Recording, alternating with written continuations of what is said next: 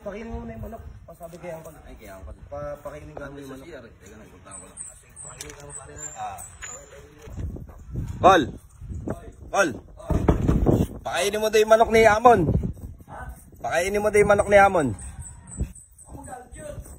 Oh, pakainin mo daw. Sabi, si John may sabi. Baka magalit yun ha. Hindi, siya nga may sabi eh. O, sige. Sige pare.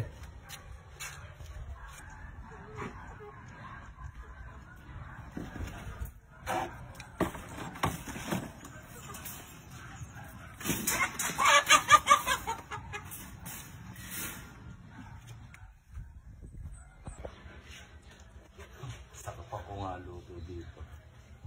O, tingin. Parang masiyahan siya. Ito na ako rekado dito. Bigyan ko siya ng pinakamasarap na luto. Siguro to ah.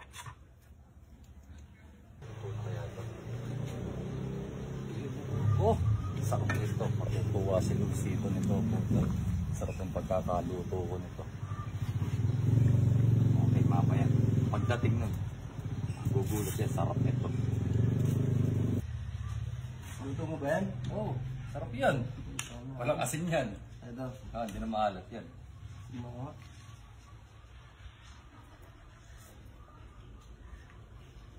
Ito sarap pa. Sabi ko sa'yo eh. Ayos talaga ah. Hindi mo na lalaki mong luluto. Oo. Eh, yung manok ni Amon, napakain mo na. Manok na yaman. Yan sa likod. Yan nga yun. Ano? Yan nga yun. Sabi sa akin hindi kainam kasi. Angkol, sabi ni Luisito, kainin yung manok ni Amon. Kaya niluto, ayan Ay, yun. gago. Sabi ko sa kanya, pakainin.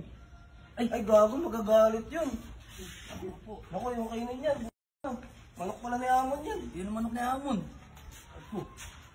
Okay, narinig ko doon. Bahala ka dyan. Huwag na lang ako.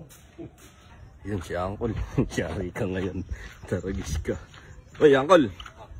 Yagi, hinahanap ka ni Marin Lea. Umiiyak Amon. Miyak. Oo.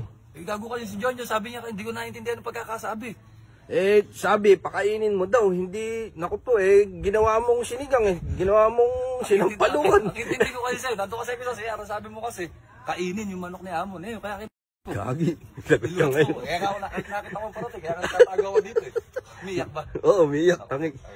Gagi, bili mo na lang ng kiti doon sa piestahan. Yung may gulay, oo. Palakayin mo na lang. Tatakas nga, dito nga ako dadaan mamaya pa uwi. Nagari ako doon, ang bata na yun.